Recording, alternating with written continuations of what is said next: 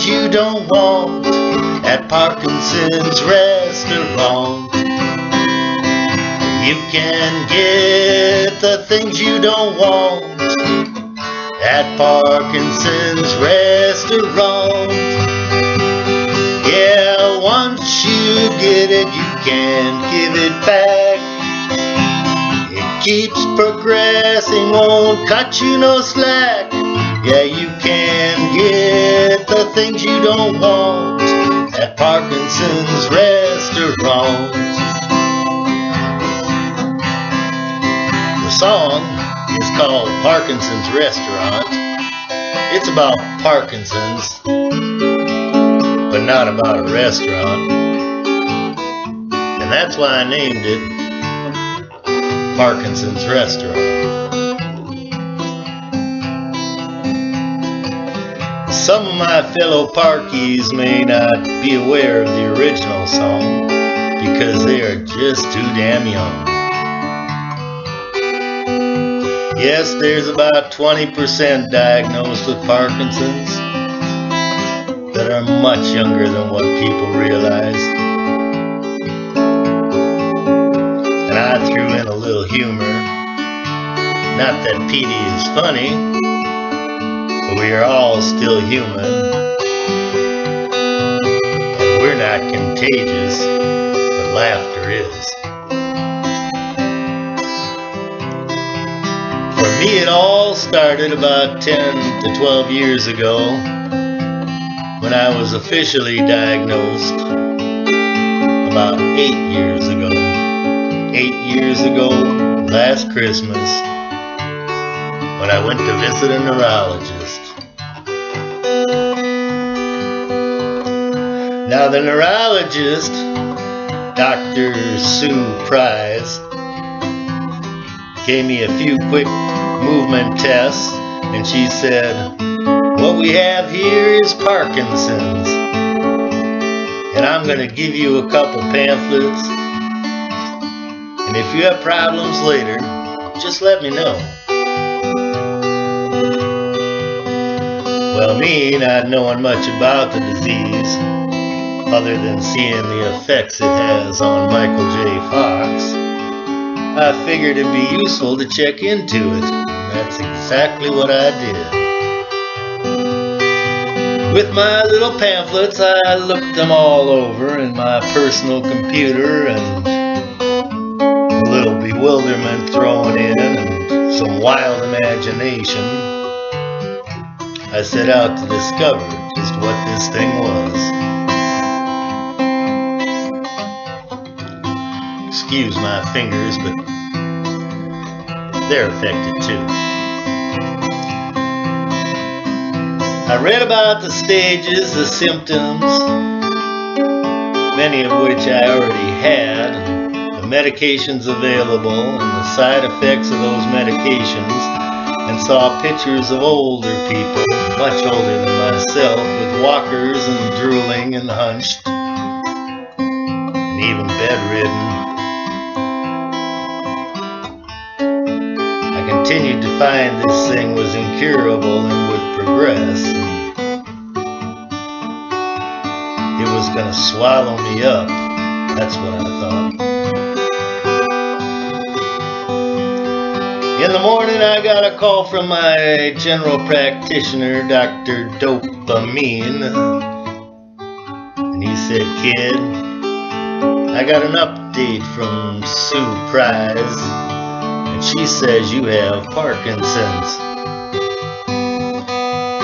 And after a few minutes on the telephone, we arrived at the decision to be seen in his office once again. On my way to his office, I figured there were two things which could happen. Well, one, he would say, "Smile, you're on candid camera and this is all a joke," and that probably wasn't too likely. Two, he would tell me to get my affairs in order quickly, and that's what I was expecting. But when I got there was a third possibility I didn't expect. He brought in pictures 27/8 3x5 pamphlets, which we drew circles on and arrows to tell me how the disease would progress and take away any movements eventually, but probably some, and disrupt my actions and also change the things such as swallowing, speech, digestion, and even my thinking process. Let me tell you, it already changed my thinking process then and there. My head was trying to absorb the information at the same time it was trying to reject it. He then excused himself and told me to stay in that little room with the pictures and 27 3x5 pamphlets with circles and arrows of how the disease would progress and take away my movements, disrupt my actions, and also change my swallowing, speech, digestion, and even my thinking process. After about half an hour, he returned with a slip of paper saying I was to report to the Mayo Clinic for a final determination of the diagnosis and to follow up on other problems I was dealing with, then sent me on my way.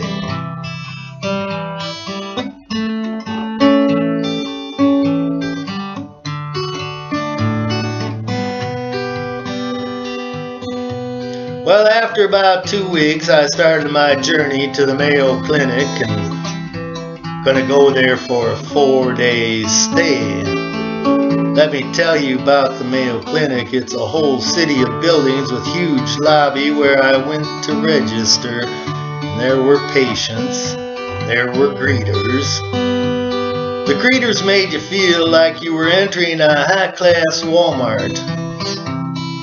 They had 20 people to take your information and even guides to direct me to my first appointment, where the group leader was assigned to my case.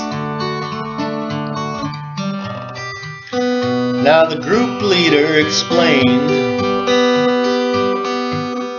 that I had many appointments lined up, and they could change some along the way if they see it necessary.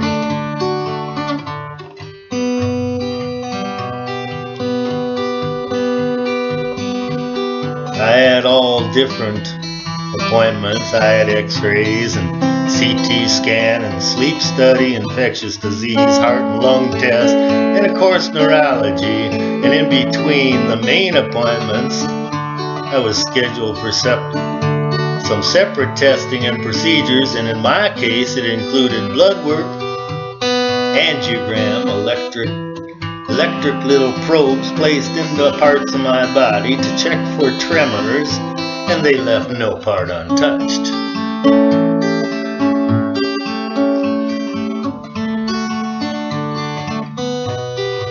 Well, while waiting for one of my tests, surrounded by many other patients, one guy who with obvious problems asked me, "What did you get?" I said, "I didn't get nothing. I have Parkinson's." They all moved away from me, but when I mentioned it's not contagious, they all returned and we had fun playing with the pencils and filling out our forms.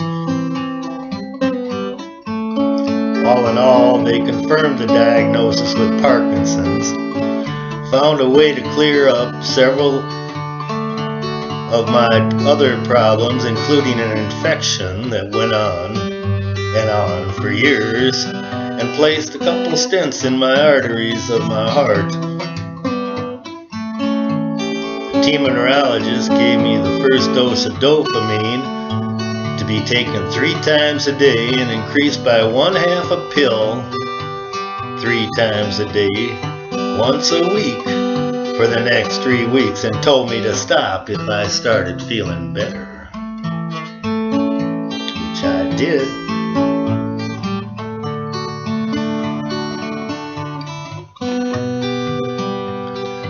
I finally felt I had the answers to the numerous problems, and after long discussions about them, I figured I can do this. I'm not going to give up this fight. When asked if there was anything else that I wanted, I yelled, "I want a cure. I want a cure." And I jumped up and down yelling, "Cure. I want a cure."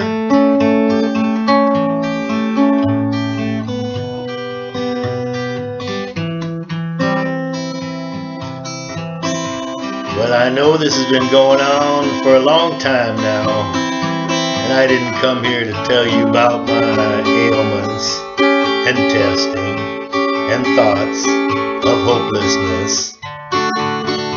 I came here to help bring a little awareness about Parkinson's disease and how it has made me realize so many things about life itself. I was first consumed with the idea of this thing taking away my career and activities, and it did change many things, but I still have many things to be thankful for.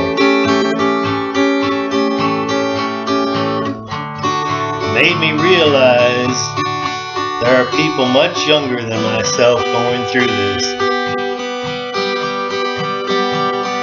And it made me realize all the other terrible diseases and problems of all the other people.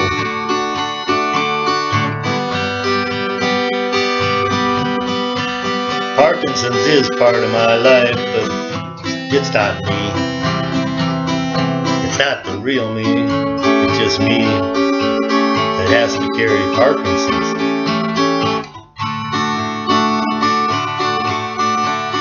I realized at the mail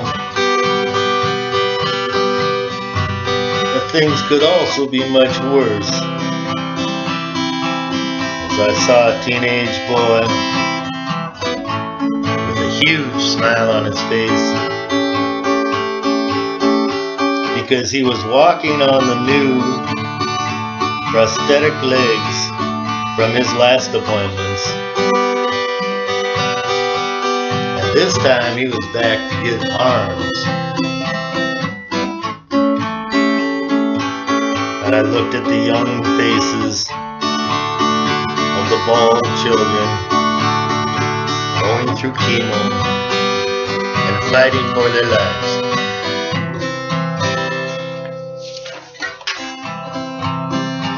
We do need a cure for Parkinson's, especially for the many young friends. And for the next 60,000 to be diagnosed this year and every year.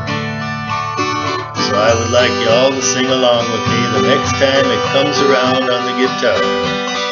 Are you ready? Here it comes. You can get anything you want at Parkinson's restaurant, but not arm swing.